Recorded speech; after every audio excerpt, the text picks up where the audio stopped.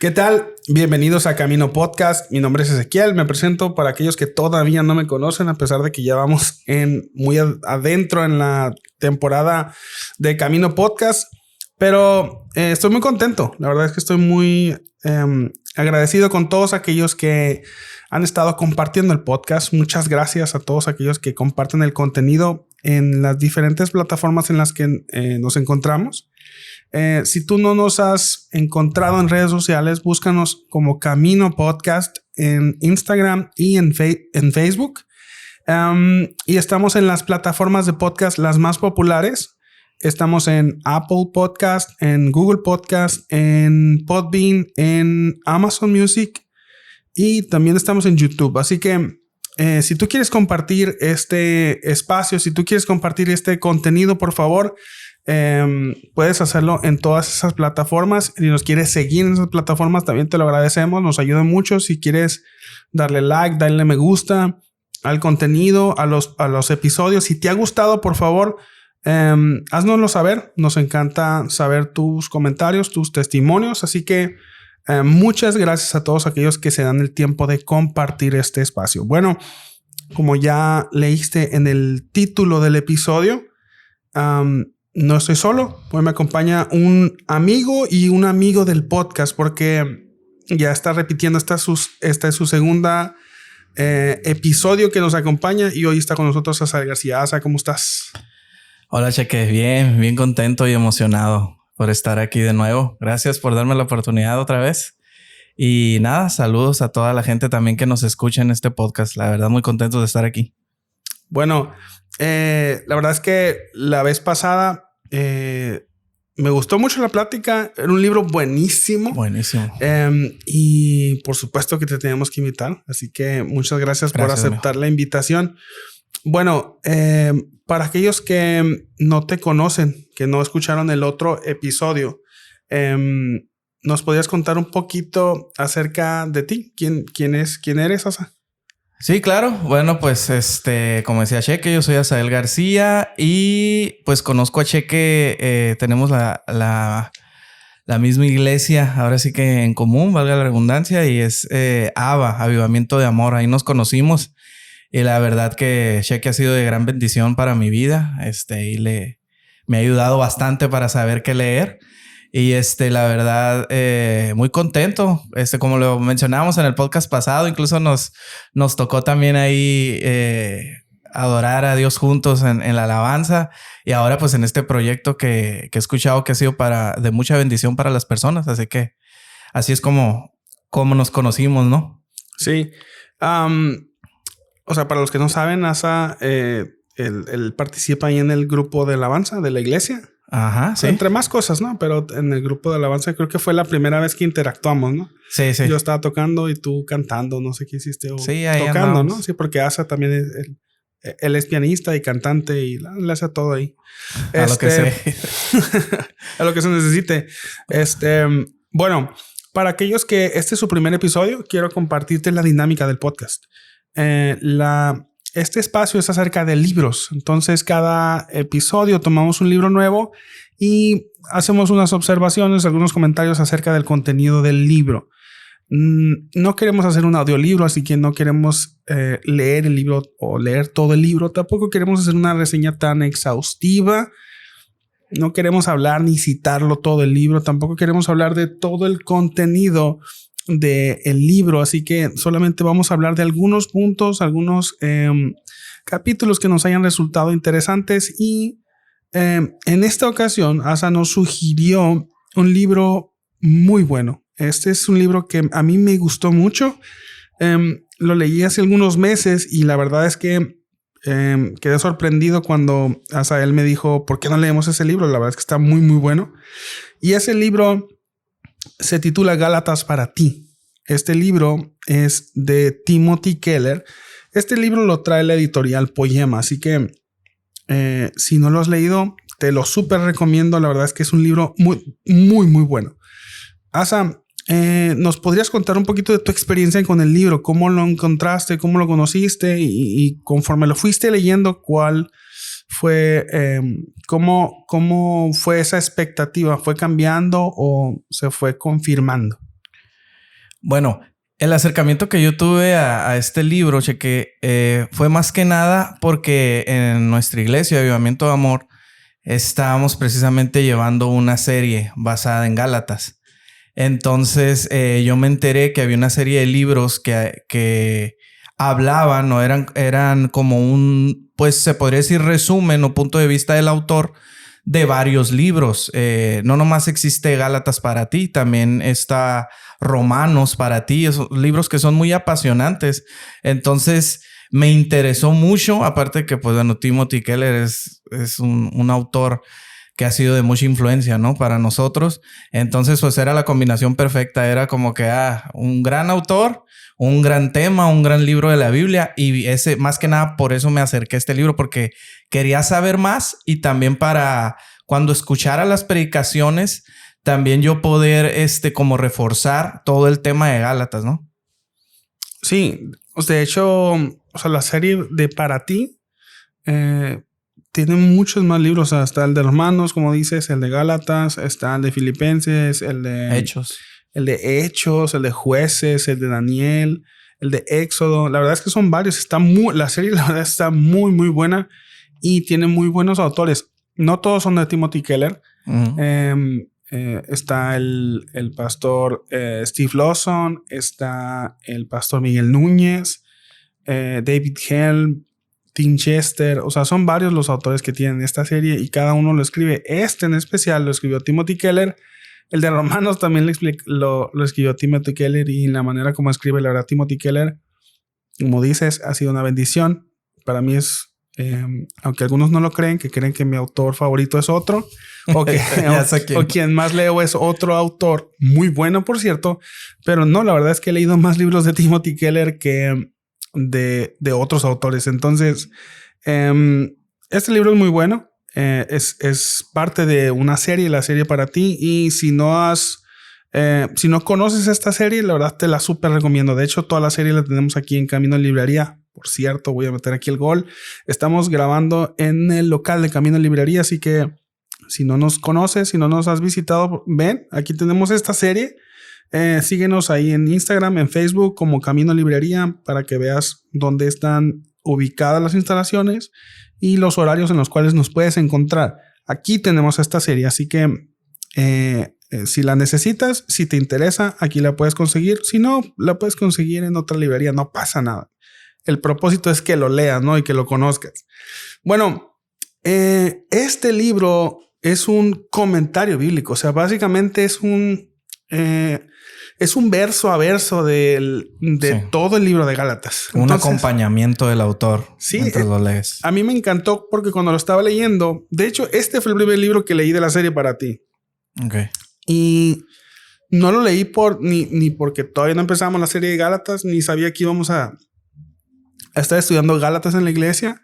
Me encantó, o sea, la idea me encantó. Y cuando lo empecé a leer, haz de cuenta que pasó eso. Es como si estuviera leyendo Gálatas con Timothy Keller, uh-huh, y que me lo fuera explicando. Léete que está buenísimo. Sí. Entonces, este libro es un comentario bíblico, pero está mucho más enfocado a la aplicación que a la exégesis. O sea, trae muy buen exégesis, trae muy buen contexto histórico. O sea, está buenísimo para eso. Te explica palabras que son o la definición o de la palabra o del término original. O sea, si es necesario, te lo va a explicar. Pero se va a enfocar más en la aplicación. Se va a enfocar más en cómo esto es relevante en la vida práctica o en la vida diaria, sin descuidar para nada el corazón o la exégesis o cuál es la correcta interpretación del texto. Sí. De hecho, nosotros, a lo mejor tú puedes, cuando vengas a la librería, como lo comentábamos, o en la librería también cuando se pone ahí en la iglesia, cuando tú miras el título del libro, a lo mejor dices tú, bueno, el título habla de Gálatas y puede que no te llame tanto la atención.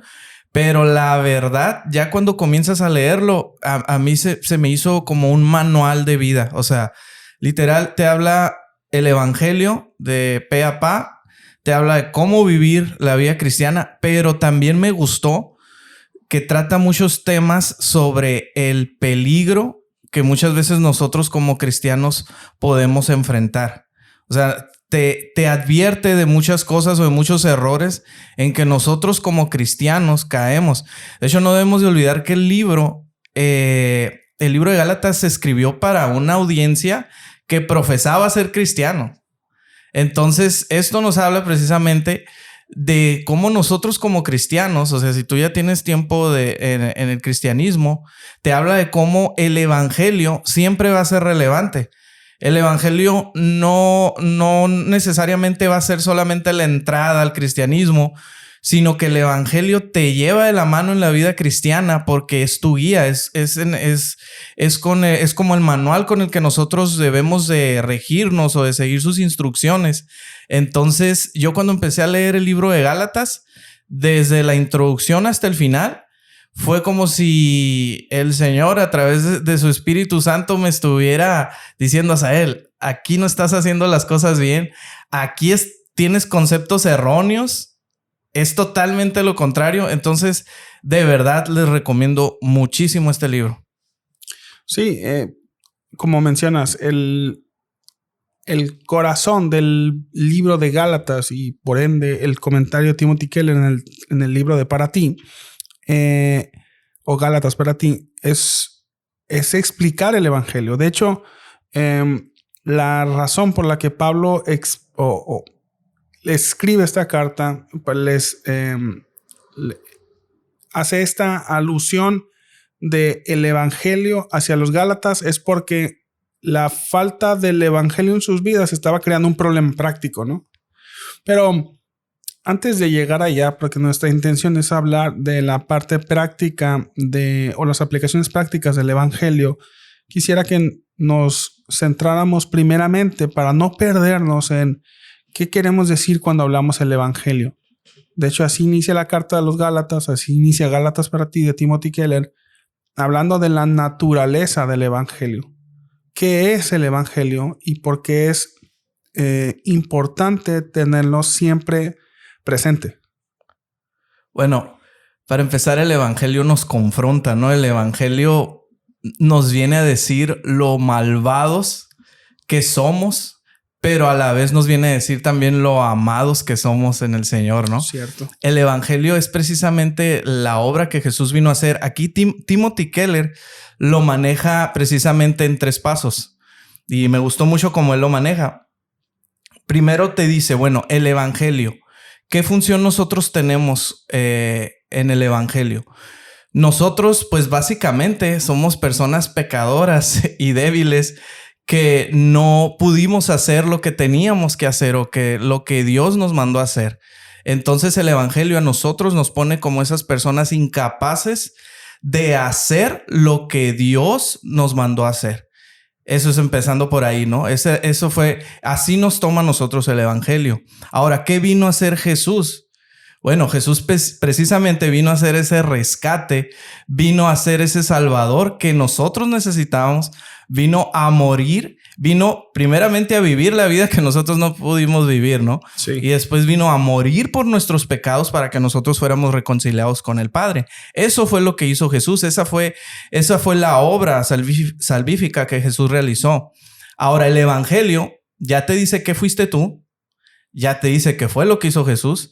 Ahora, ¿qué fue lo que hizo Dios Padre? Dios Padre aceptó el sacrificio de su Hijo como pago para que nosotros pudiéramos tener esa conexión directa con Él y que nosotros pudiéramos tener esa libertad de entrar y ser reconciliados con Él. Entonces, el evangelio es como una historia, ¿no? La Biblia nos narra, toda la Biblia nos narra esa historia del evangelio, que es esa obra o ese plan de Dios que tuvo desde el comienzo para que nosotros pudiéramos tener esa salvación, ¿no? Sí, o sea, lo que dices es, el evangelio es el anuncio del Salvador. O sea, es el anuncio de que Dios envió un Salvador. O sea, cuando reflexionamos en que Dios envió a un Salvador, nos damos cuenta de que necesitamos ser salvados. O sea, si Dios envió un Salvador es porque Exacto. necesitamos un rescate. O sea, si Dios envió a alguien a rescatarnos es porque necesitamos ser rescatados. Si nos ponemos a pensar más, de qué tenemos que ser rescatados. Ahí es donde dices, ok, si necesito un salvador es porque estoy en peligro. ¿De qué es ese peligro? Bueno, eso es lo que Pablo en sus diferentes cartas va a estar desarrollando, pero me encanta cómo dice aquí de hecho es en Gálatas, en el capítulo 1, dice que Dios envió a su Hijo para morir por nosotros o morir en nuestro lugar. Mira, leo en la Nueva Biblia de las Américas. Él mismo se dio por nuestros pecados para librarnos de este presente siglo malo. O sea, nosotros vivimos en un mundo de maldad, dice la Nueva Traducción Viviente, en este mundo de maldad en el que vivimos. Dios envió a su Hijo y se dio en nuestro lugar por nuestros pecados. Ese es el anuncio, ese es el Evangelio, es el anuncio de que Dios envió a un Salvador para librarnos de este mundo, pero dice conforme a la voluntad de Dios. Así es. Me encantó eso que dijiste. El Evangelio es la historia de cómo Dios envió a este Salvador, porque el anuncio del Evangelio o el Evangelio no comenzó a escribirse cuando Jesús nació hace poco más o hace casi 2000 años. Sí. Sino el Evangelio se viene anunciando desde que el mundo fue creado. Así es. Dios creó al mundo y Dios viene contando una historia. De hecho, Él formó a un pueblo para ir contando esa historia. Me encanta que la historia de Israel, la historia del pueblo que Dios escogió, siempre es Dios salvando al pueblo, el pueblo alejándose de Dios. Después Dios tiene misericordia, los recoge y los vuelve a salvar y se vuelven a alejar de Dios. Sí. Y de diferentes maneras, y les dice de una y de otra manera que lo necesitan a Él, que el problema del pueblo de Israel es que se están alejando de Dios y lo que el pueblo necesita es regresar a Dios. Entonces, Dios hace posible lo que para el hombre es imposible, sino Dios hace que el hombre pueda acercarse de nuevo a Dios. Así es. Y Timothy Keller, de hecho, lo pone en una... Esta parte del libro me gustó mucho porque me dio mucha luz nosotros tendemos a pensar que Jesús era un gran maestro y sí lo era. Claro que era un gran maestro, pero en realidad la función principal que vino a hacer Jesús era rescatarnos. Y Timothy Keller lo manejó en un ejemplo que me gustó mucho de si nosotros vemos a una mujer en medio del océano, nosotros siendo rescatistas, ¿no? Si nosotros vemos a una mujer en medio del océano, nosotros no nos acercamos con el helicóptero como rescatistas y le tiramos un manual, ¿no? Hey, ahí te ve el manual para que aprendas a nadar o para que aprendas a sobrevivir en medio, ¿no? Del océano. ¿Qué hacemos? Bueno, nosotros tenemos que lanzarle una cuerda de alguna forma a ver cómo rescatamos. Entonces Jesús hizo lo mismo con nosotros. Jesús vino a rescatarnos de la perdición donde nosotros nos encontramos, nos vino a rescatar de ese juicio que nosotros o de esa paga que nosotros teníamos que dar y Él vino a hacerla. Entonces, en realidad, la gente no cristiana o los que nos miran, a lo mejor que vamos a la iglesia, dicen, bueno, es que ellos van y siguen las enseñanzas de Jesús, ¿no? Por eso son cristianos. Pero en realidad Pablo nos maneja que eso es imposible. Nosotros no podemos hacer lo que hizo Jesús. Entonces, por eso mismo Jesús vino a hacerlo.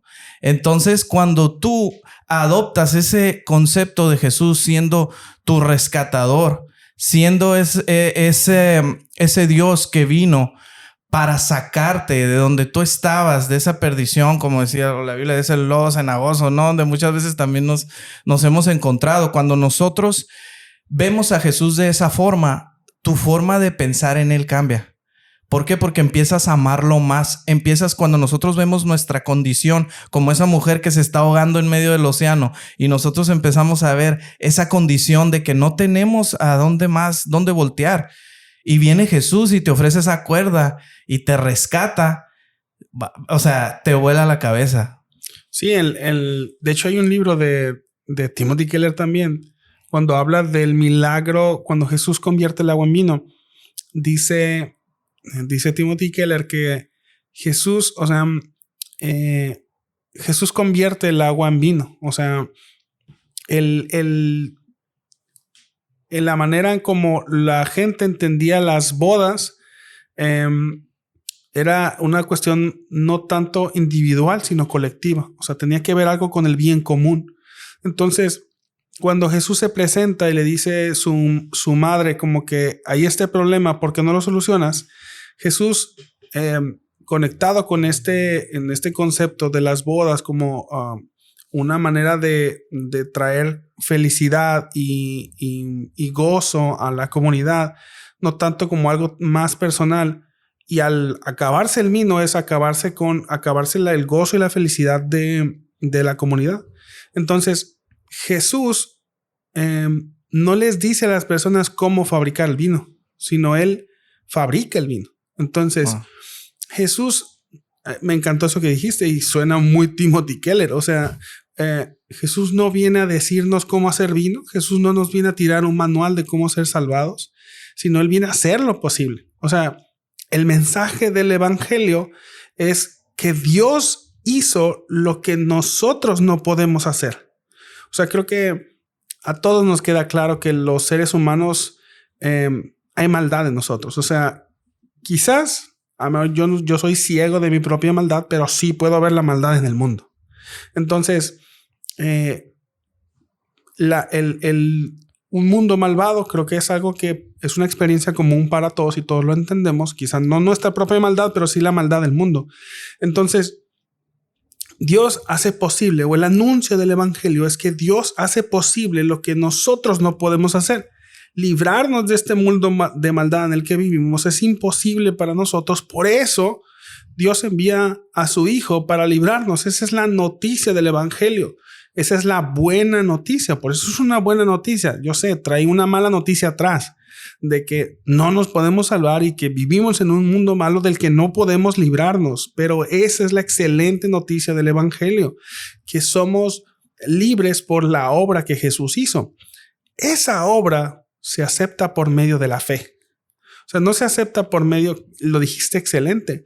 O sea, nosotros no somos cristianos porque hacemos lo que Cristo dice o porque seguimos las enseñanzas de Jesús. Somos cristianos porque Cristo hizo lo que nosotros no podemos hacer. Los que abrazan ese mensaje, los que abrazan el mensaje del evangelio o el anuncio del evangelio, son los que son los beneficiados de la obra que Cristo hizo. Así es. Pero entonces, si este es un anuncio tan maravilloso, ¿por qué Pablo les recuerda este mensaje a los Gálatas? O sea, así inicia el capítulo 1 de Gálatas. Toda la carta a los Gálatas les dice, este es el anuncio del evangelio, que Jesús, el Hijo de Dios, vino a rescatarnos. ¿Por qué crees o qué dice Timothy Keller al respecto de por qué Pablo les anuncia de nuevo el evangelio? ¿Qué estaba sucediendo en la iglesia de los Gálatas? Bueno, en la iglesia de los Gálatas, como dices tú, el contexto histórico que da Timothy Keller es muy bueno, es muy completo. Y así a grandes rasgos, lo que menciona es que un grupo de falsos maestros estaba enseñándole a los Gálatas que estaba bien lo que estaban creyendo, lo que Pablo les había enseñado sobre el evangelio de Jesús, pero no era suficiente. Le tenían que agregar algo más. Le tenían que agregar obras para que ahora sí que la salvación fuera completa. ¿Cuáles eran las obras? Bueno, era precisamente tener las costumbres judías que ellos tenían. Y Pablo precisamente, y si vemos en la carta de Gálatas, él estaba indignado. Y él estaba indignado porque la iglesia de los Gálatas corría un gran peligro. Porque aquí, fíjate, algo que se menciona en el libro que dije yo, sí es cierto. Aquí el problema de fondo en la iglesia de los Gálatas, que estaban aceptando un evangelio que les decía básicamente que Jesús no era suficiente. O sea, les decía que tenían que agregar algo más ellos. El peligro no era tanto que estaban desobedeciendo lo que Pablo les había dicho. El peligro verdadero era la confianza que ellos estaban perdiendo en obedecer a Dios. O sea, se estaba perdiendo incluso la confianza del evangelio que Pablo les había mostrado. Entonces estos falsos maestros, lo que ellos no negaban a Jesús, pero ellos sí decían, ¿sabes qué? Ok, Jesús es una parte, pero agrégale algo más. Y Timothy Keller lo enseña con una frase muy peculiar que dice, el quererle sumar a Jesús es restarle. O sea, y no es que le restemos, obviamente, a la obra que hizo Jesús, ¿no? En la cruz, sino que el quererle agregar nuestras obras, incluso como creyentes, como cristianos, el quererle nosotros agregar, por ejemplo, un buen desempeño, un buen comportamiento a mi salvación, es precisamente negar lo que Jesús ya hizo en la cruz. Porque Dios Padre Él ya recibió un pago por medio de la muerte de su Hijo Jesús. Entonces, cuando nosotros decimos, ¿sabes qué? Pero es que sí, está muy padre todo lo que Jesús hizo en la cruz, pero creo que yo tengo que hacer también cosas. Y cuando nosotros queremos esforzarnos y queremos nosotros agregarle algo más, por ejemplo, obras, como lo menciona Timothy Keller, nosotros ya empezamos también a darnos mérito. No solamente fue la muerte de cruz, la muerte de Jesús, sino que yo me porto bien. No, ok, es la muerte de Jesús, pero yo también tengo que cumplir con ciertas cosas que se me piden, aunque no sean bíblicas, tengo que cumplirlas porque es lo que me dicen, no sé, en mi iglesia tal vez, ¿no?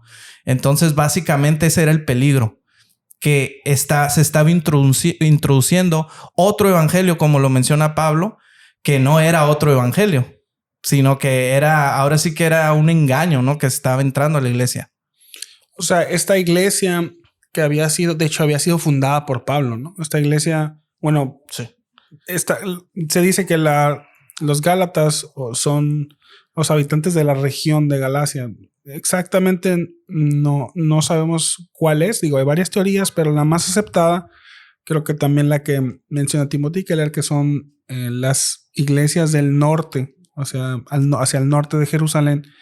Y es una región donde hay varias iglesias. Entonces, seguramente Pablo fundó algunas de estas iglesias y él les compartió. De hecho, en su testimonio, él habla cómo él les había predicado el evangelio.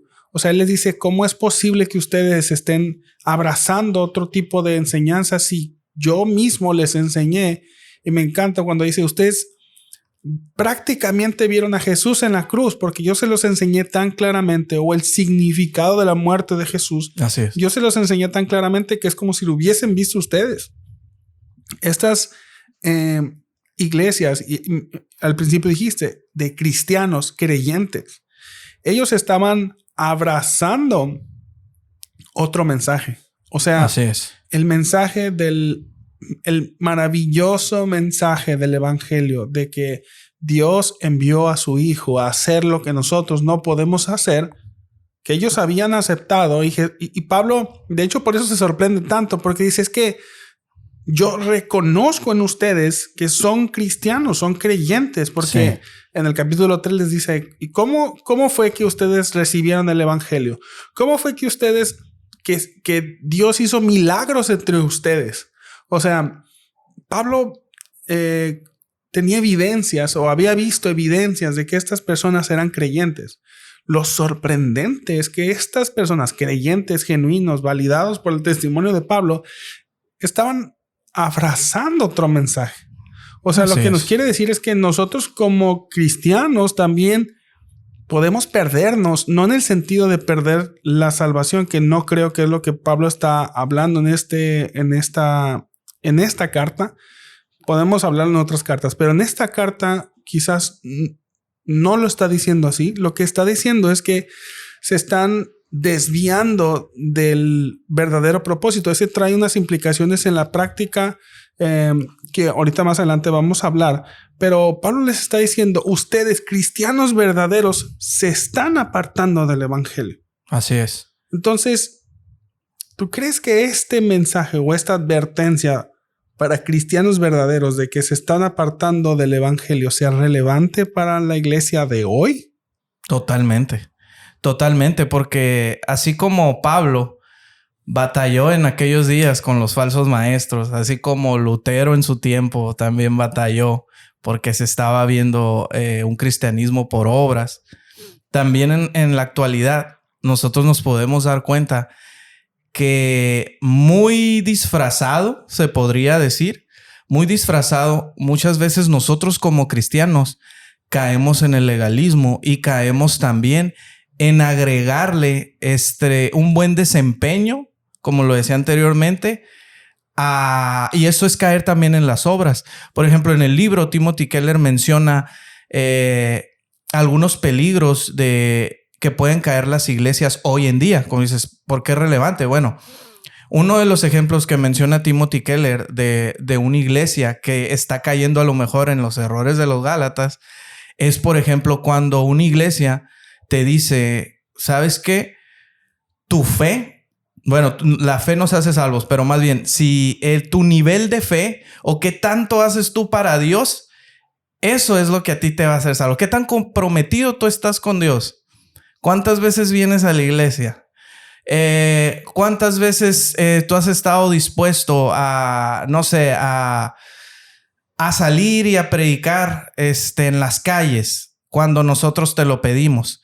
Y obviamente esas son cosas buenas y son cosas que nosotros debemos de hacer, ¿no? Predicar el evangelio es la gran comisión, ¿no? Que también se nos dejó. Pero al punto que voy es de que cuando nosotros lo empezamos a hacer como un medio de salvación, ahí es cuando nosotros corremos ese peligro de desviarnos. Hay iglesias que te pueden decir es tu nivel de fe, pero Timothy Keller lo dice de una forma excelente cuando él dice, no es tu nivel de fe. Es el objeto de tu fe el que te hace salvo. Sí. ¿Cuál es el objeto de nuestra fe? Jesucristo. Entonces, no es nuestro desempeño, incluso en nuestra iglesia local, lo que nos va a hacer salvos, sino realmente el objeto de nuestra fe. Eso es lo que a nosotros nos hace salvos. Hay otro tipo de iglesias también donde, como los judaizantes, que estaban pidiendo costumbres antiguas o costumbres que ellos traían a una iglesia gentil. Así en nuestros días también lo podemos ver, digo, sin ánimo de ofender a nadie, ¿no? Pero cuando se te pide que debes tú de vestirte de cierta forma o de que no vayas al cine, cosas que en realidad la Biblia no nos menciona, pero muchas veces se imponen, muchas veces por gusto de la persona que está como líder, ¿no? Entonces, todas esas cosas, Timothy Keller las llama obras. Todo lo que nosotros le queremos agregar para ser salvos, ahí es cuando nosotros en estos días corremos ese peligro. Sí, creo que podemos diferenciar en cuanto a costumbres personales, ¿no? O hay limitaciones que nosotros tenemos personales. Digo, hay muy respetables si alguien se quiere vestir de cierta manera, si alguien quiere evitar ciertos lugares, lo puede hacer, no hay ningún problema. Tampoco podemos decirle, no, tienes que hacer esto, aunque tu conciencia te diga otra cosa. Lo que creo que Timothy Keller y nosotros y Pablo están mencionando es que para ser aceptados por Dios no depende de nuestras acciones, sino de la acción de Cristo. Lo que nosotros hacemos es responder en fe a lo que Cristo hizo por nosotros. Me encantó eso que dijiste. No es nuestra fe, ni el desempeño, ni la robustez, ni la... Ni lo grande de nuestra fe, sino del objeto, lo grande que es el objeto de nuestra fe. O sea, creer, incluso una fe imperfecta, ¿no? Una fe imperfecta, pero puesto en el objeto perfecto, es lo que nos hace salvos. O sea, es Cristo y su obra, pero no solamente es que somos aceptados por Dios, porque también los judaizantes, ellos querían introducir las prácticas de la ley a cristianos gentiles como medios de ser agradables a Dios. O sea, quizás ellos pudieron haber dicho, ok, está bien, Cristo está bien, el mensaje está bien, pero hay que agregarle estos para formar parte en la plena comunión con Dios. O sea, como tú dijiste, agregarle a las obras de Cristo es restarle la importancia a Cristo. En Cristo estamos completamente en comunión con el Padre. De hecho, eso es lo que Pablo viene explicando a través de toda la carta, sobre todo en los capítulos donde se enfoca la teología, donde empieza a hablar de cuál es exactamente la obra de Cristo. Y lo que Pablo dice es que los que han creído en esta obra o en este mensaje han sido unidos plenamente a Cristo, de tal manera que lo que es de Cristo es de los creyentes. O sea, Pablo dice, así es, los que han creído han sido bautizados, sumergidos, han sido unidos en Cristo. De tal manera que si Jesús es el Hijo amado de Dios, los cristianos son hijos amados de Dios. Entonces, agregarle acciones, obediencia para ser plenamente amados a Dios es no creer quién es Jesús. Porque si yo creo que yo he sido unido a Cristo de tal manera que lo que Él es, yo lo soy, pero si yo me esfuerzo por querer ser amado por Dios o querer ser más amado por Dios, es restarle importancia a quién es Jesús. A lo mejor puedo aceptar la obra de Jesús, pero con mis acciones puedo restarle importancia a lo que yo creo que Jesús es y lo que Él ha ganado por mí. Así es. O sea, la total dependencia que tenemos en el amor de Jesús es precisamente lo que nosotros nos lleva a ser agradecidos, ¿no? Y a seguirle. Por ejemplo, tú no te sientes amado por una persona a menos de que esa persona te ame realmente como eres. O sea, eso obviamente no significa que no te va a corregir, que no te va a aconsejar para que no te vayas por un mal camino. Pero en realidad, por ejemplo, el amor de una madre, independientemente que tú te hayas equivocado, que tú hayas fallado, el amor de una madre y de un padre también siempre está ahí. Entonces, cuando nosotros entendemos que el evangelio es precisamente que Dios nos amó a pesar de lo que nosotros éramos, es cuando nosotros empezamos a ver la belleza del evangelio. Entonces, cuando nosotros vemos que nuestra naturaleza pecaminosa, como tú lo decías al principio del podcast, Dios nos daba algo bueno y nosotros le pagábamos con algo malo. Cuando nosotros nos damos cuenta que a pesar de que nosotros tuvimos ese rechazo hacia Dios, Él nos siguió amando y envió a su Hijo para que diera su vida por nosotros, es precisamente cuando nosotros empezamos a adoptar esa identidad en Él y empezamos a vivir en el evangelio por el amor que Él ya nos mostró. Si nosotros, ahora que estamos en la fe y somos creyentes y empezamos nosotros a decir, no, ¿sabes qué? Es que voy a empezar a hacer esto y esto, como tú decías, para ser más amado por Dios. Entonces nosotros realmente no estamos entendiendo lo que somos sin Él. Entonces es bien importante que nosotros sepamos que Dios nos amó a pesar de la rebeldía y a pesar, como dice la palabra, pero Dios dice que por su gran misericordia, Él nos amó, aún estando nosotros muertos en nuestros delitos, dice que Él nos dio vida juntamente con Cristo, que fuimos salvos por gracia. Entonces, ¿a qué voy con esto? Que nosotros no podemos hacer nada, como tú lo mencionabas ahorita. Es solamente por la gracia de Dios, porque a Él le plació, que nosotros recibimos ese gran regalo. Sí, totalmente. Nada más que hay algo que a lo mejor a los judíos o los judaizantes no les quedaba del todo claro. A lo mejor ellos podían aceptar que somos salvos por medio de la fe, pero que teníamos que seguir permaneciendo a través de nuestra obediencia. Ellos hablan de la obediencia a la ley, porque estamos hablando de un contexto donde ese era el tema, ¿no? Nosotros estamos leyendo a Timothy Keller y cómo él lo aplica a nuestro contexto, pero ciertamente Pablo lo está hablando hacia su contexto, acerca de este problema donde la gente quería introducir la práctica o quería introducir la obediencia a la ley como un medio para permanecer en la comunión con Dios o en la plena comunión con Dios. Así es. Lo que probablemente lo que estos maestros judaizantes, decimos judaizantes porque querían traer las prácticas de la religión judía a los cristianos, quizás ellos no habían entendido la relación entre la fe y las obras de la ley.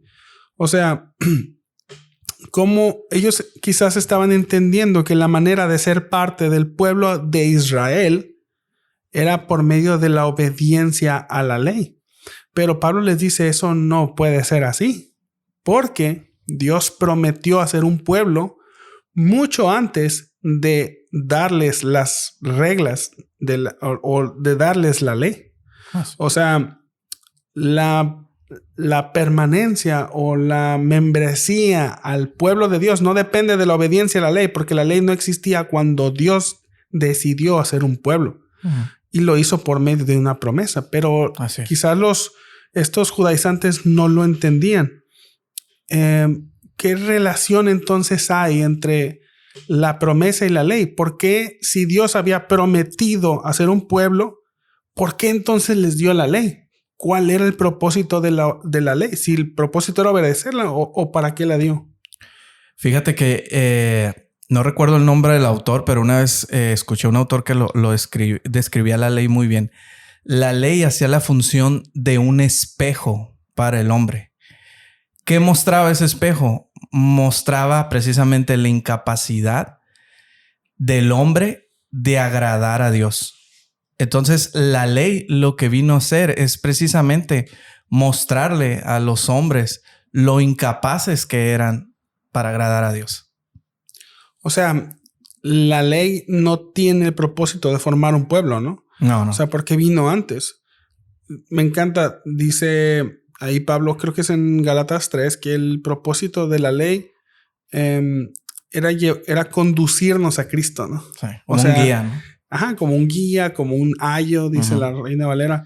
El propósito de la ley no es formar el pueblo, sino recordar la promesa.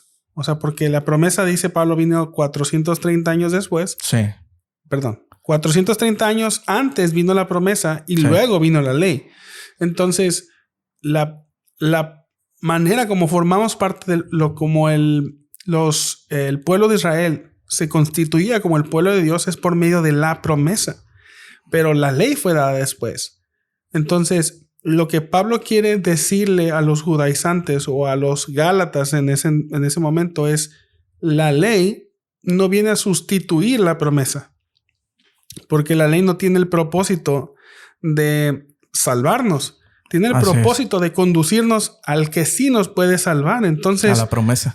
Ajá. La ley confirma la promesa que solamente Dios puede hacer un pueblo, no en nuestra obediencia. Entonces, quizá para nosotros podamos decir, bueno, pues eso no es como que tan relevante para mí. Yo no soy del pueblo de Israel.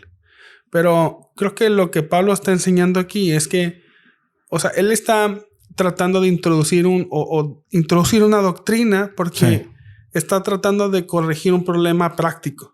Algo que mencionábamos Asa y yo al inicio, cuando estábamos preparando el episodio, es que si queremos ir desde el mensaje del evangelio hacia la parte práctica, que es la intención que queremos lograr, espero que lo logremos.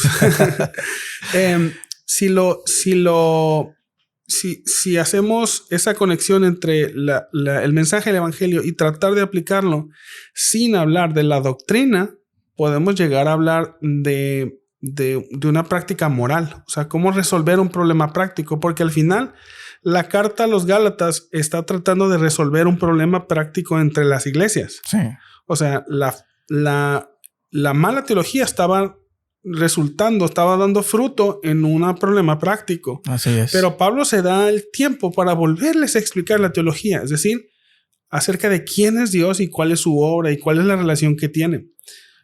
Cuando Pablo menciona este tipo de doctrinas, no es porque se le ocurrió, no tenía nada que hacer, sino que él está tratando de volver a poner las bases para que pueda construir el argumento hacia la parte práctica.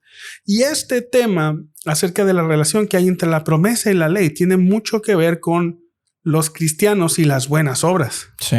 O sea, porque así como el pueblo de Dios es constituido por medio de la promesa para que pueda, para después recibir la ley y ser conducido por la ley, los cristianos somos salvados por medio de la fe para las buenas obras. Así es. Pero cuando cuando erróneamente hacemos a un lado la fe en la obra de Cristo y nos quedamos solamente con las buenas obras o con las buenas prácticas, con las buenas costumbres, estamos limitando el evangelio, estamos perdiendo el evangelio totalmente. Así es. Porque lo que nos hace cristianos no son nuestras buenas obras, sino la fe en Cristo. No, así es.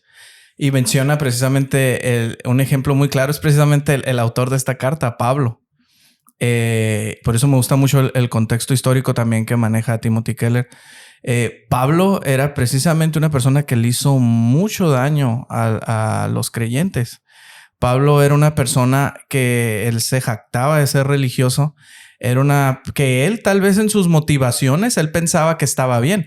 El propósito de él era llevar precisamente a los creyentes a la tradición judía, precisamente lo que ahora él estaba tratando este asunto en la carta de Gálatas. Él era ese tipo de persona y él persiguió a los creyentes, ¿no? Por mucho tiempo.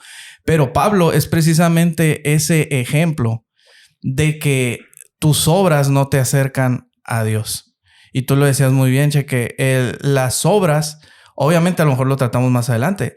Las obras vienen a ser parte del fruto de nuestra salvación, pero no un medio para nuestra salvación. El fruto viene después de nuestra salvación. Entonces, Pablo a mí me impacta mucho porque Pablo es ese ejemplo donde precisamente él se jactaba de sus obras. Él se jactaba que cumplía toda la ley, pero a final de cuentas, él estaba totalmente alejado de Dios. Cierto. Entonces, muchas veces, si venimos a nuestros días, a la actualidad, muchas veces nosotros, por caer, vuelvo a lo mismo, por caer en nuestro desempeño, muchas veces podemos estarnos alejando precisamente del evangelio.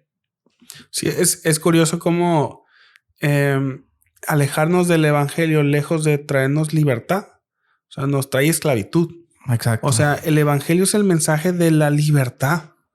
O sea, es el mensaje de la libertad de este mundo, pero la libertad de nuestras propias limitaciones. O sea, así. O sea, el querer obedecer a Dios, el querer ser agradable a Dios por medio de nuestra obediencia es una esclavitud impresionante, porque no podemos ser perfectos como Jesús es perfecto. Algo que reflexionaba cuando estaba preparando una de las predicaciones de la serie es que nuestro objetivo como creyentes o como hijos de Dios no es ser hijos de Dios perfectos. Solamente hay uno. Así es. Nosotros no podemos ser lo que Jesús hizo, ni vamos a hacer lo que Jesús es. Nosotros confiamos en lo que Jesús hizo, creemos en lo que Jesús hizo, que Él hizo lo que nosotros no podemos hacer. Entonces, lo que los judaizantes o lo que los gálatas estaban haciendo al escuchar este tipo de enseñanzas era regresar a un estado de esclavitud, a la esclavitud de nuestras propias obras, a la esclavitud de nuestro desempeño, o sea, un desempeño imperfecto. Y es curioso porque el evangelio siendo un mensaje de libertad, el evangelio es el anuncio de que somos libres. Jesús nos ha librado de este mundo de maldad en el que vivimos. Ese es el mensaje del evangelio, lo que Pablo dice al principio. Pero estos cristianos, creyentes, que habían escuchado el mensaje del evangelio, el mensaje de la libertad en Cristo, estaban abrazando un mensaje que los llevaba a la esclavitud. Lo que me lleva a pensar, no sé cómo lo pienses tú, que incluso los cristianos, los creyentes, los que han sido librados por Cristo,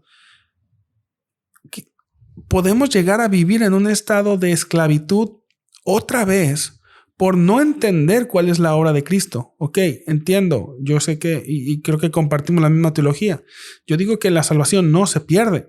O sea, es porque no la ganamos, o sea, porque no la obtuvimos, ¿no? Es una obra que viene de parte de Dios. Lo que sí creo, lo que creo que está enseñando Pablo y es lo que enseña Timothy Keller es que incluso aunque no perdamos nuestra salvación, sí podemos llegar a perder nuestra libertad. Así es. Es decir, vivimos siendo esclavos, aún siendo librados por Cristo, siendo rescatados por Él, podemos llegar a vivir en un estado de esclavitud del cual el Señor nos está librando. Así es, y el mismo Pablo lo menciona en Gálatas 5. Dice que para libertad fue que Cristo nos hizo libres. Por tanto, dice, permanezcan firmes y no se sometan otra vez al yugo de esclavitud. O sea, precisamente el evangelio nos hace libres del temor a la condenación. Pero eso no significa que nos hace libres de vivir como nosotros queramos, ¿no? Porque precisamente sí, nosotros debemos precisamente imitar a ese Dios que nos vino a ser libres. Entonces, algún autor, no me acuerdo tampoco el nombre, pero alguna vez mencionaba que nosotros como cristianos somos libres para obedecer a Dios. Esa es la libertad a la que nosotros hemos sido llamados, ¿no? Entonces, es bien importante que nosotros sepamos que tenemos esta libertad en Dios, pero ahora, esta libertad nos lleva a agradarlo a Él. Y nada tiene que ver con que esta libertad nos lleve a agradarnos a nosotros mismos. Entonces, para nada la libertad nos va a llevar a la esclavitud. O sea, es una contradicción. O sea, Dios no nos hizo libres para nosotros seguir en la esclavitud. Sí, lo que es sorprendente, yo creo que es lo que a Pablo le causaba como que tanto shock, ¿no? Porque dice la Nueva Traducción Viviente, Gálatas tontos, ¿no? Sí. O sea, o insensatos o necios. No quiere decir que no tuvieran la capacidad de pensar, sino que estaban siendo flojos o decidiosos, de que no estaban usando esa capacidad. O sea, Pablo les está diciendo es que ustedes, o sea, ustedes ya conocen este mensaje. Sí. O sea, ustedes decidieron por su propia pereza mental descuidar el mensaje que ustedes ya sabían.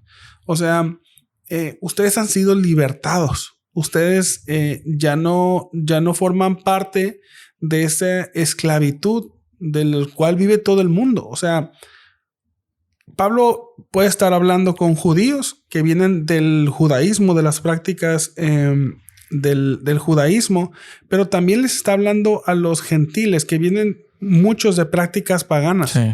O sea, Pablo se dirige y les dice, no caigan en la esclavitud a estos dos grupos de personas.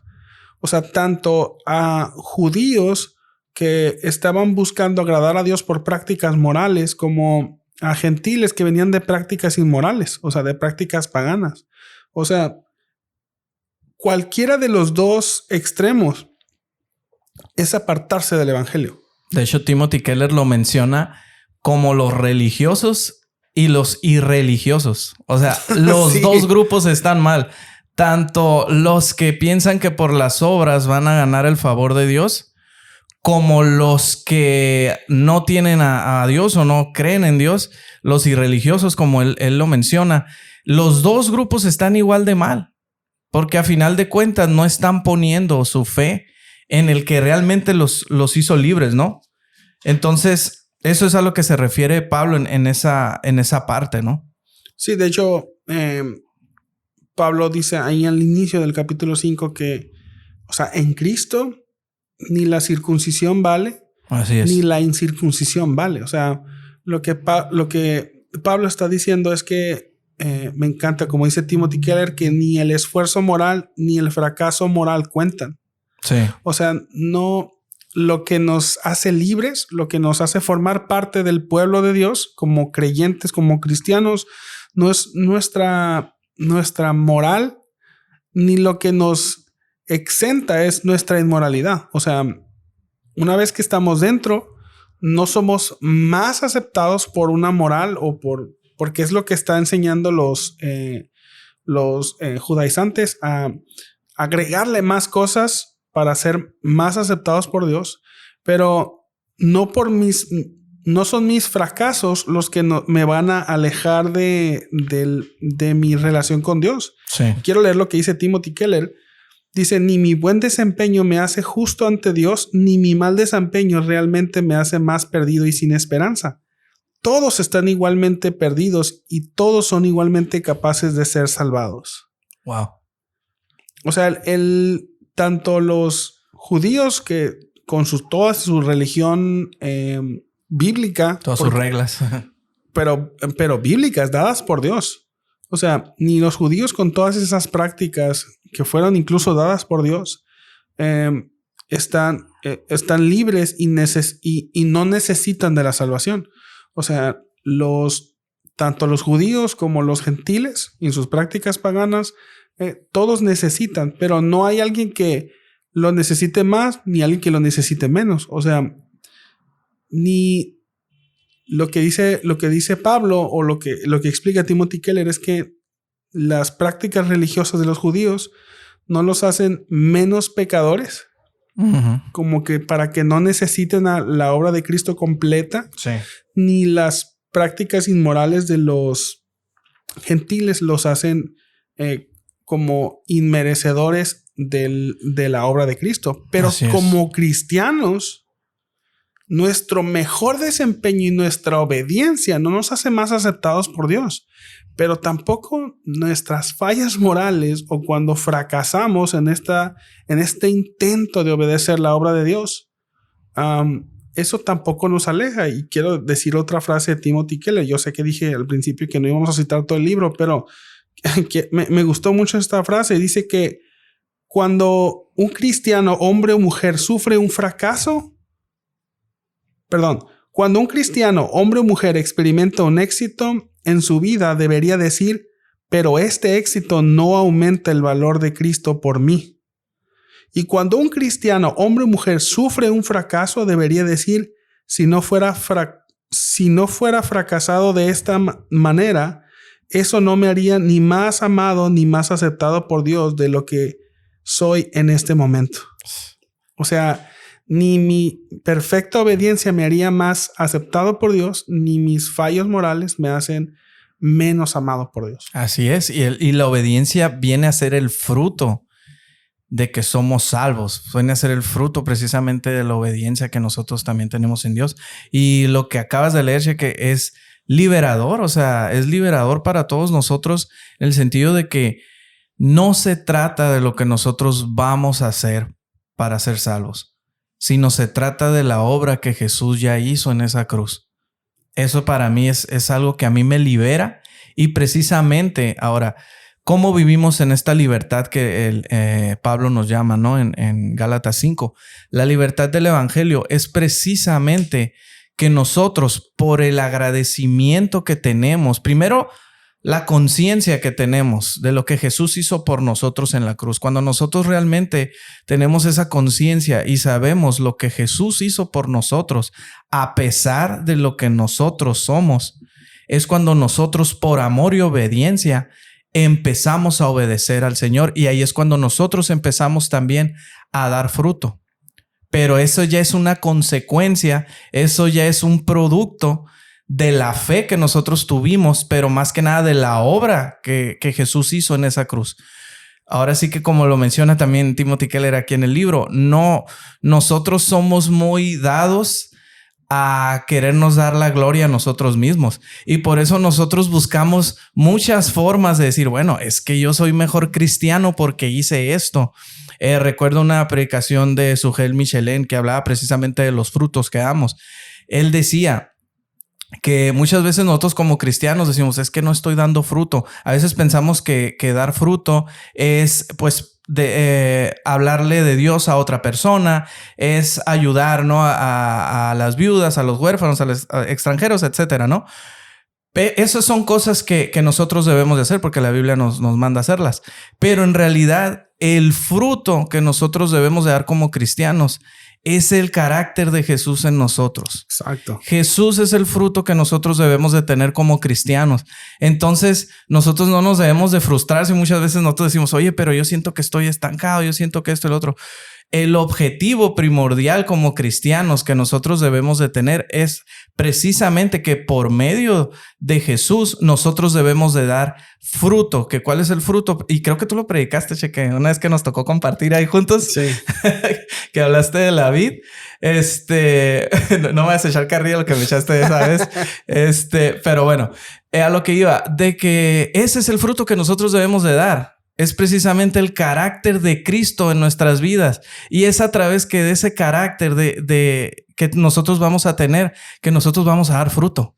No en nuestras fuerzas, sino en, como lo dijo Jesús, no, Él es la vid verdadera. Entonces, cuando nosotros damos ese fruto, es cuando nosotros podemos decir o podemos sentirnos satisfechos porque estamos ahora sí que siendo a la imagen del Creador, a la imagen de Dios, ¿no?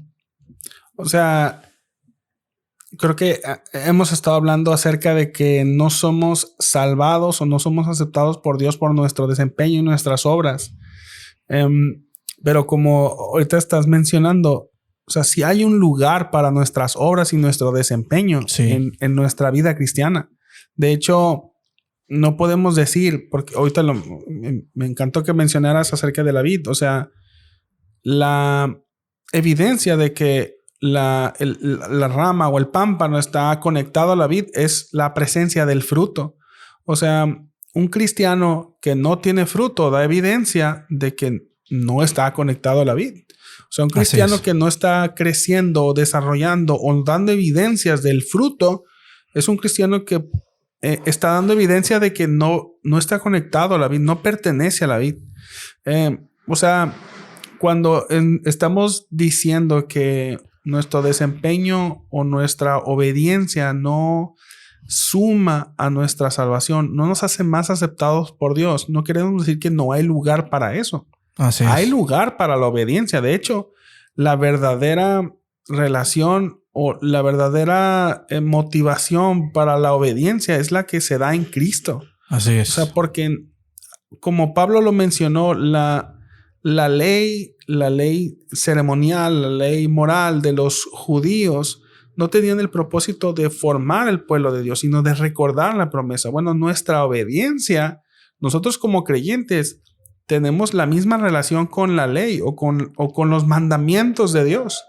Y me encanta cómo Pablo menciona la obediencia, porque recordemos que Pablo en esta carta está hablando de un problema práctico entre los creyentes, entre los gálatas. Y él está hablando, él está tratando de resolver un problema entre los hermanos, de cómo los hermanos se están tratando unos con otros. Y quiero que Pablo empiece a dirigir todo su discurso, todo su argumento hacia que Jesús nos ha hecho libres de las prácticas judías, prácticas religiosas de los judaizantes, pero también nos ha librado de nuestro egoísmo. O sea, nos ha librado de nosotros mismos, nos ha hecho libres de vivir para a nosotros mismos. Y de hecho dice Pablo, es que toda la ley de Dios se resume en una cosa: amar a tu prójimo como a ti mismo. O sea,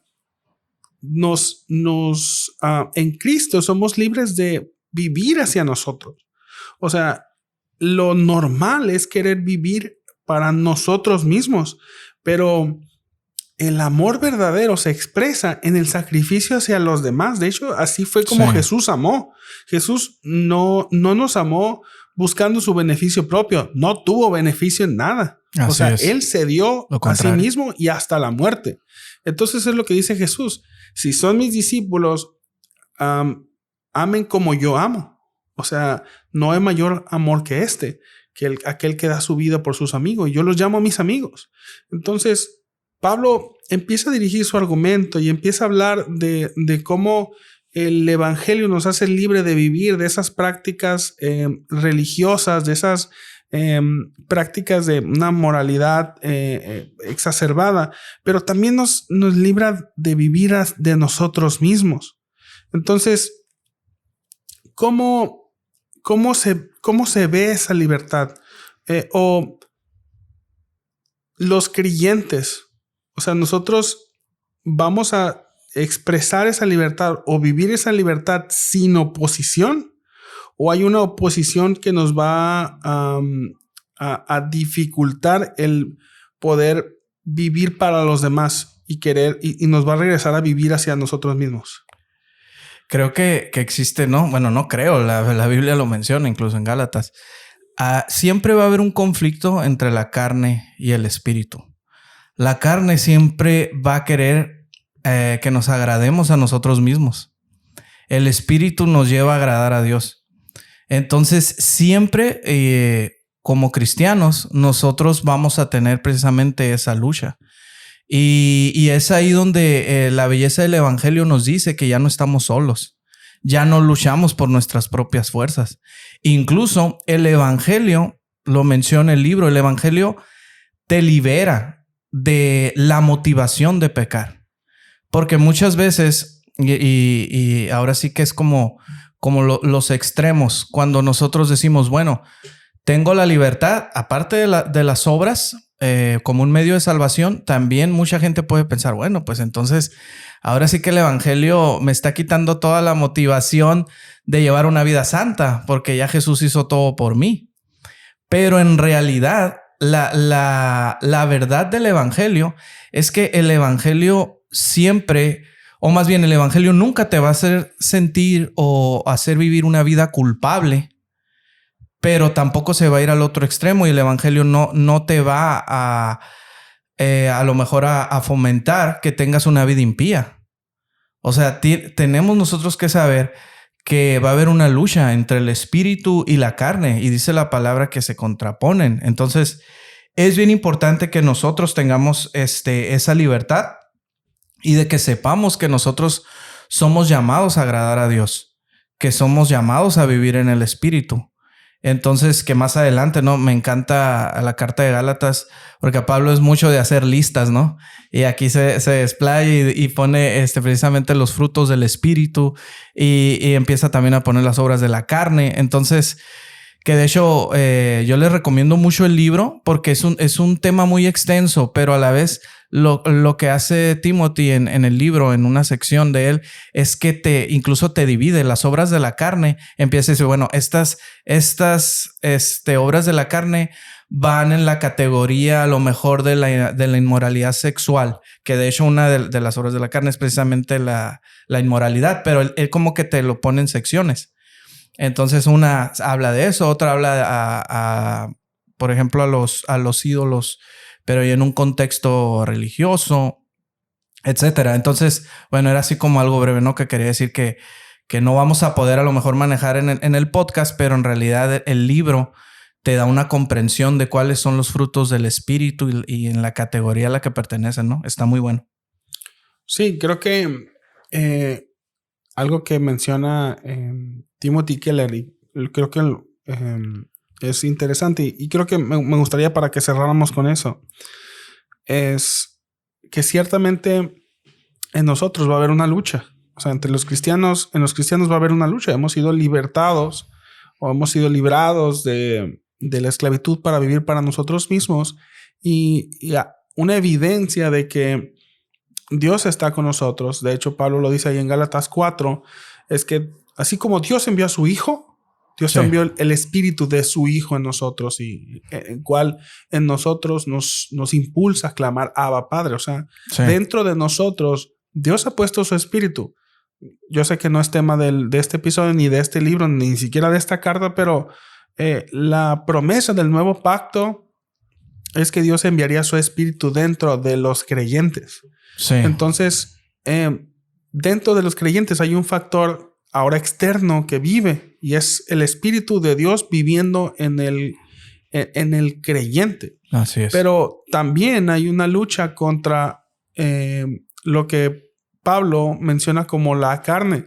Y es curioso y me gustaría mencionar eso porque hay personas que llegan a interpretar que Pablo está hablando del cuerpo. Pero es curioso cómo Pablo o Timothy Keller nos ayuda a entender el término que la Reina Valera, la Biblia de las Américas menciona como carne. No recuerdo si la NBI también lo menciona. Sé que la Nueva Traducción Viviente dice la naturaleza pecaminosa. Sí. Porque Pablo no está hablando del cuerpo. Ahorita mencionaste algunas obras de la carne o de la naturaleza pecaminosa, como las cuestiones de inmoralidad sexual y que podemos a lo mejor relacionar con el cuerpo, placeres del cuerpo. Pero hay otros que no son placeres del cuerpo. O sea, la mayoría son de carácter. Ajá, la envidia, los celos, las hechicerías, ¿no? O sea, son cosas que A lo mejor no son cuestiones, no son placeres del cuerpo, no es algo que podamos decir ahí. Entonces, Sí. cuando hablamos de los deseos de la carne, no estamos hablando de los placeres del cuerpo, estamos hablando de nuestra tendencia hacia hacer lo malo, Sí. nuestra tendencia hacia desobedecer. Hay una lucha. Y creo que es algo que debemos atender y que debemos estar muy atentos, porque es algo con los que todos los cristianos luchamos y es algo con lo que todos los creyentes tenemos que lidiar. Pero, ¿cómo es que los cristianos deben lidiar con este tipo de encuentros, con este tipo de luchas? O sea, ¿cuál es la manera como Pablo dice que un creyente debe comportarse ante este tipo de situaciones que ahora vive, que antes no vivía, porque el Espíritu de Dios no vivía en el creyente, pero ahora que está, ¿cómo entonces el creyente debe llevar a cabo este tipo de luchas? Es precisamente cuando habla de la libertad que tenemos ahora en el Evangelio. Hay dos peligros que corremos con la libertad, ¿no? Número uno es que, como tú lo mencionabas, sí podemos perder esa libertad. No perdemos la salvación ya por medio de la fe. Nosotros no perdemos la salvación, pero sí se puede perder esa libertad que tenemos en el Evangelio cuando ponemos nuestra confianza en las obras como un medio de salvación. Entonces perdemos esa libertad y regresa el temor a la condenación. Pero existe el otro extremo. No nomás es perder la libertad, sino que también podemos llegar a abusar de la libertad que Dios nos ha dado. Entonces Pablo precisamente nos llama a no abusar tampoco de la libertad. Porque precisamente, y es a lo mejor algo fuerte de decir, pero muchas veces nosotros profesamos el evangelio intelectualmente como creyentes, ¿no? Decimos, no, sí sé que es el evangelio, pero en realidad no lo estamos viviendo. Entonces, intelectualmente podemos decirlo, pero en realidad el vivirlo es algo muy, muy diferente, ¿no? Entonces, no debemos de caer en Timothy Keller usa la palabra permisidad. No debemos de caer en eso. Escuchaba hace mucho un predicador que decía que la gracia nunca debe de ser un pretexto para pecar. La gracia que Dios nos da nunca debemos nosotros de tomarla como que, ok, pues es por gracia. Entonces tengo una motivación para pecar, porque como lo mencionábamos anteriormente, nosotros cuando realmente entendemos el evangelio, nos damos cuenta que ahora vivimos para Dios. Dice la palabra, ya no vivo yo, mas Cristo vive en mí, ¿no? Y lo que ahora vivo en la carne, lo vivo en la fe, en el Hijo de Dios. Entonces ya no vivimos nosotros, ya no estamos, esta vida se supone que no la debemos de estar viviendo para nuestros placeres o para lo que a nosotros nos llena, ¿no? Hablando carnalmente, sino debemos de vivir para Dios, debemos de vivir en el Espíritu. Entonces yo pienso que Pablo se refiere precisamente a eso. No abuses de la libertad, yéndote ahora sí que que uses esa libertad para volverte a ser esclavo, pero tampoco la pierdas. Si el evangelio te ha hecho libre, solo por la obra de Jesús, solo por el plan de Dios. Tú no tienes nada de qué gloriarte en ti mismo. Precisamente, de hecho, la palabra lo dice, este es don de Dios, para que nosotros no nos gloriemos en eso. Entonces, esa es la libertad a la que nosotros vivimos y es como Pablo nos llama, mantente en la libertad del evangelio, pero tampoco abuses de la libertad que el evangelio te da. Sí, no, totalmente de acuerdo. Creo que la manera como Pablo explica la manera como nosotros nos mantenemos como que alineados y bien enfocados en cuanto a cómo vivir esa libertad es siendo guiados por el Espíritu. O sea, lo contrario, dice Pablo, es siendo guiados por las obras de la carne o los deseos de la carne. Me encanta como Timothy Keller hace esta aclaración en cuanto a la palabra que se utiliza se traduce como deseos.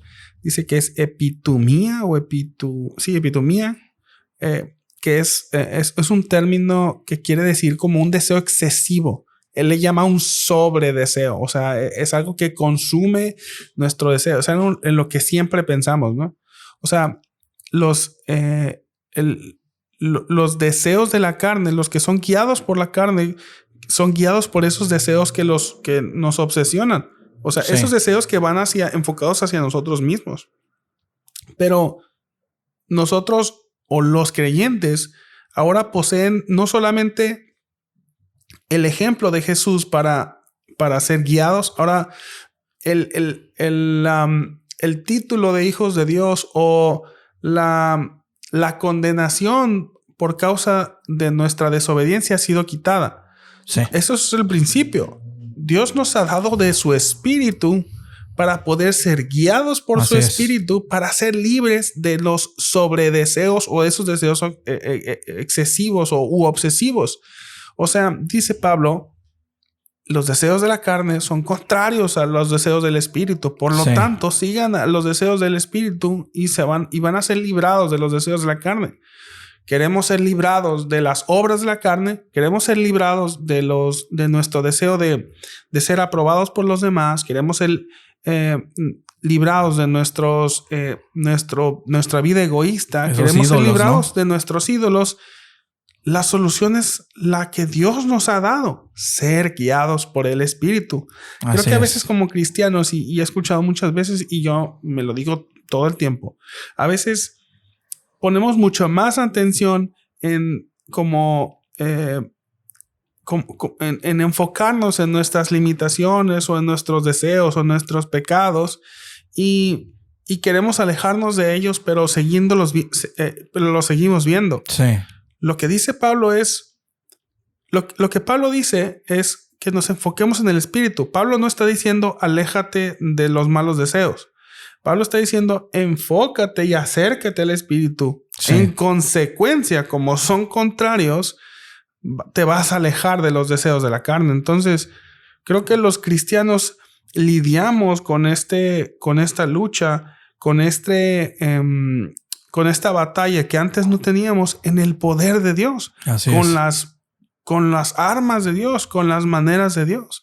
Ahora con el Espíritu que está dentro de nosotros, somos guiados por Él y ahora nosotros nos enfocamos en seguir al Espíritu, en obedecer al Espíritu y Él va a producir en nosotros ese fruto que ya mencionamos hace rato y que mencionaste como el carácter de Jesús dentro de nosotros. Así es. Y Timothy Keller, de hecho, tiene una sección aquí en el libro donde habla precisamente de esa relación tan maravillosa que hizo Pablo en los frutos del Espíritu y un fruto verdadero. Por ejemplo, un fruto verdadero tiene un crecimiento gradual.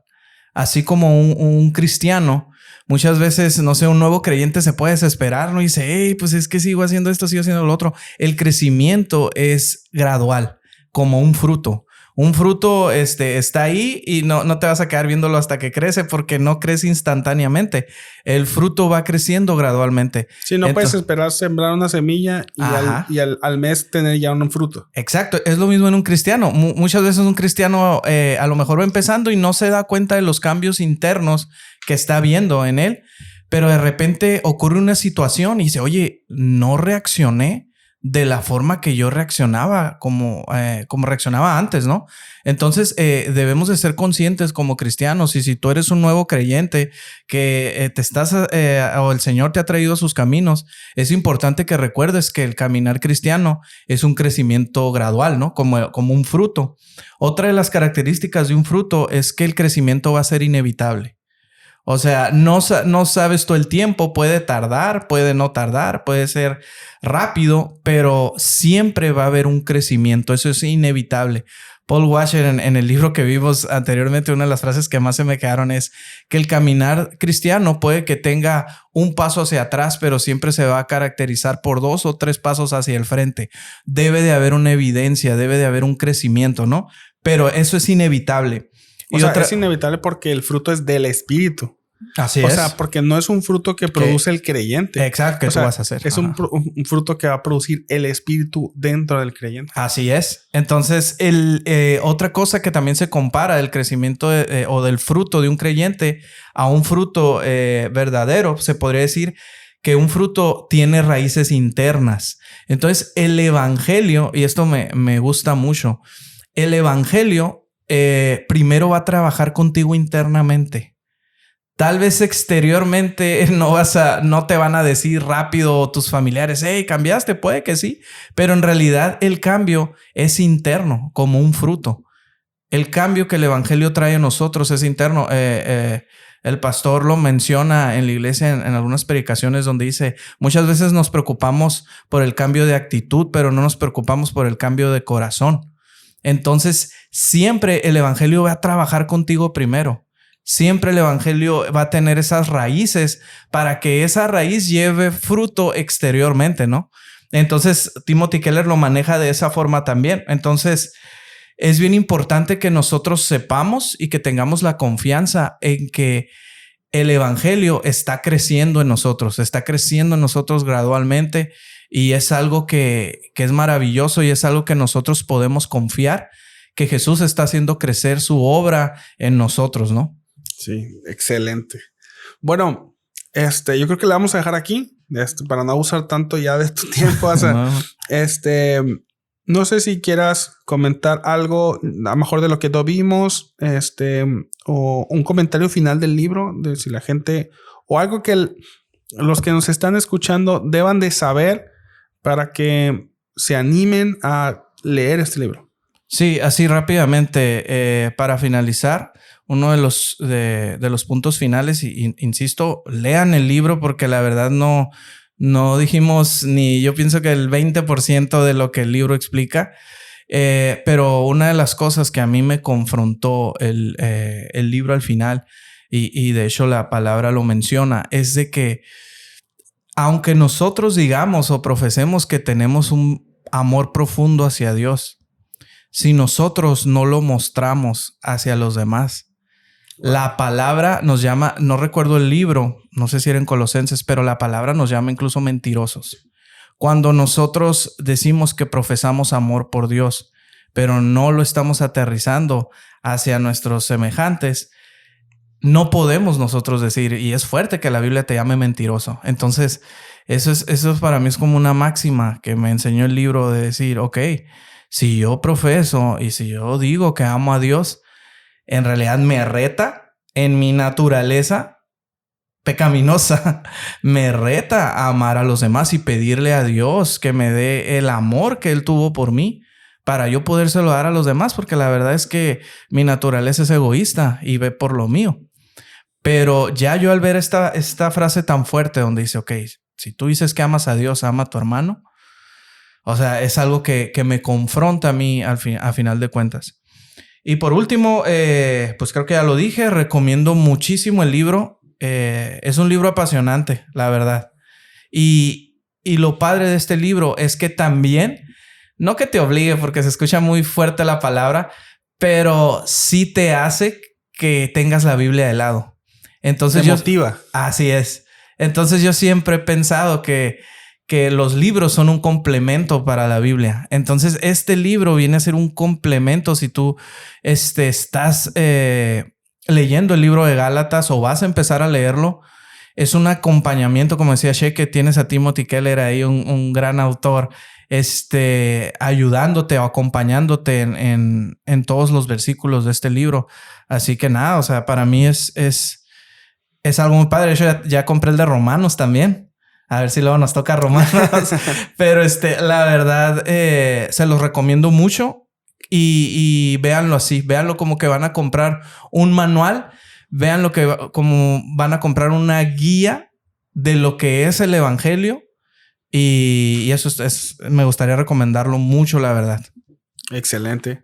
De hecho, este libro es un muy buen comentario bíblico. O sea, está enfocado en la aplicación, pero a mí me ha tocado la oportunidad de compartir en la iglesia, en la predicación, en esta serie de Gálatas, y la verdad es que ha sido de mucha ayuda. Este libro ha sido de mucha ayuda para comprender y tratar de aplicar, o sea, para entender la relevancia en la actualidad del mensaje que trae el libro de Gálatas. Entonces, si tú eres predicador, si tú eres maestro, te recomiendo mucho este libro. La verdad es que está muy, muy bueno. A veces, cuando nos enfocamos en la predicación, a veces tendemos a bueno, algunas personas tendemos como a clavarnos mucho en la exégesis, clavarnos mucho en el mensaje, en lo que quiere decir. Este libro, en lo personal, a mí me ha ayudado mucho a tratar de aterrizar el mensaje de Gálatas hacia la audiencia o hacerlo. Me da los ojos de Timothy Keller del texto para llevarlo a la audiencia. Entonces, esto es todo. La verdad es que es un libro muy bueno. Te lo recomendamos. Bueno, Asael ya dijo que te lo súper recomienda. Yo también te lo recomiendo y te quiero mencionar otra vez el nombre del nombre del libro. Es Gálatas para ti. El autor es Timothy Keller y este libro lo trae la editorial Poema. Este libro forma parte de una serie de libros que se llaman Para ti. Ya dijimos, está el de Romanos, el de Éxodo, el de Daniel. Están muchos, la verdad, y están muy buenos. Tienen muchos autores. No todos los escribe Timothy Keller, pero todos los autores están muy buenos. El libro está muy bueno. La serie está muy buena, muy recomendada. Bueno, pues muchas gracias. Gracias a los que nos acompañaron hasta acá en el episodio. Te quiero recordar las redes sociales del podcast. Estamos como Camino Podcast en Instagram y Facebook. Ahí estamos compartiendo fragmentos de los episodios. Ahí estamos compartiendo cuando lanzamos más episodios y cualquier información relacionada con el podcast. Ahí va a estar siendo publicada en nuestras redes sociales. Así que síguenos y compártenos. Nos ayuda un montón. Yo ya sé que estás escuchando este episodio en tu plataforma favorita de podcast, pero quiero comentarte que tenemos más. Así que si quieres compartirlo con alguien que escuche en otra plataforma de podcast, puedes compartir el podcast en las otras plataformas. Estamos en Google Podcast, Apple Podcast, Amazon Music, estamos en Podbean, estamos en Spotify y estamos en YouTube. Así que comparte el episodio. Y pues nada, Asa, muchas gracias por haber venido. La verdad gracias es que a ti, Checa. Me encantó la plática. Me gustó el otro episodio. Este me gustó más. Creo que este episodio resultó muy bueno. La plática me encantó. El libro me encantó. Así que muchas gracias por sugerirlo y gracias por venir. No, de nada, Checa. Gracias por la invitación. Bueno, es todo. Bye bye.